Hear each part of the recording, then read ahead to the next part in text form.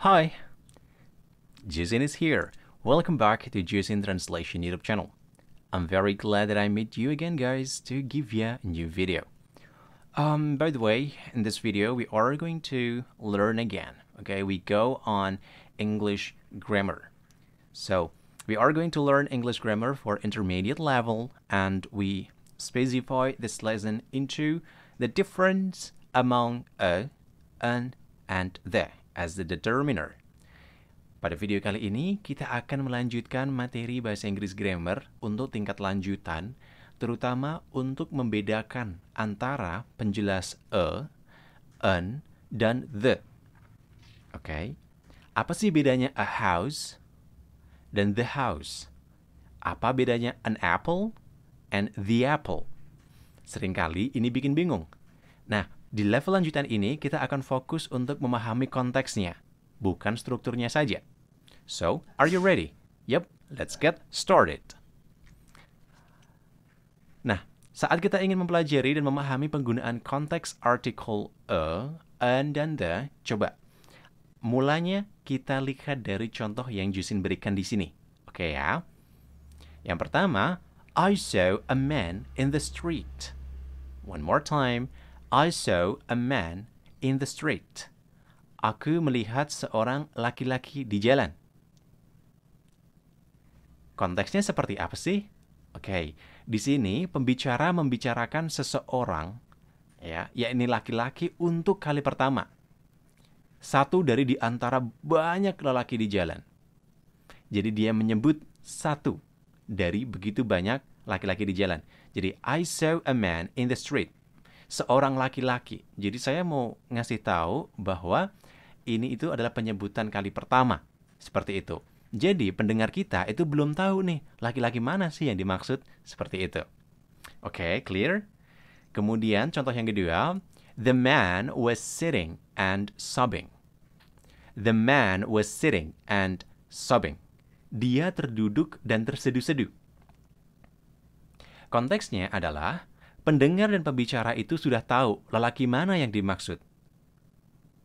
Kalau yang pertama tadi, pendengar kita belum tahu nih lelaki yang mana, tapi untuk yang kedua ini sebagai lanjutan, si pendengar itu sudah tahu kalau yang dimaksud itu adalah laki-laki yang dilihatnya di jalan, seperti itu.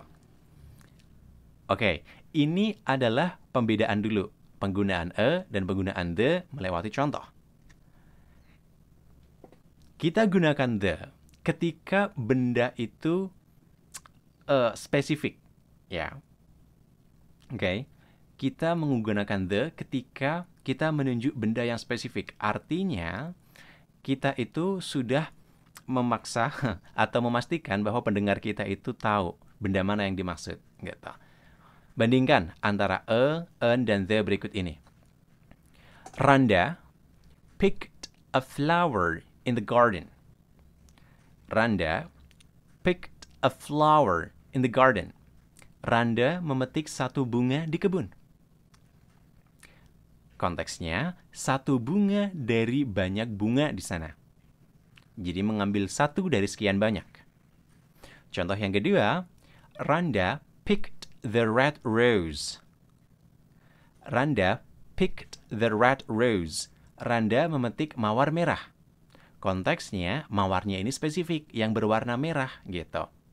Karena kita sudah memberikan sifat warna merah, jadi dari sekian banyak dengan beberapa warna itu, pendengar udah tahu, oh yang dimaksud adalah mawar warna merah, gitu. Contoh yang lain, Tono has been looking for a job. Tono has been looking for a job.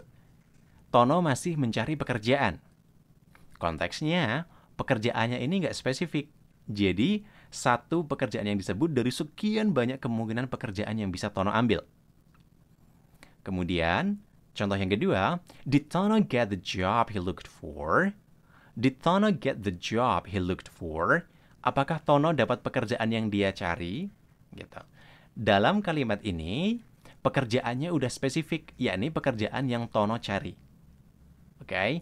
Nah, jadi bisa kita berikan keterangan bahwa ketika kita mau merujuk benda satu dan umum, terutama ini pertama kali kita sampaikan dan pendengar kita belum tahu, maka kita gunakan atau an. Tetapi, kalau misal pendengar kita sudah mengetahui benda spesifik yang kita maksud, langsung saja kita bilang the. Gampangnya adalah, kalau the itu diartikan tersebut. Oke, orang tersebut, benda tersebut, ya kan? Nah, tersebut itulah kita gunakan the. Itu untuk gampangnya menggunakan transliteration.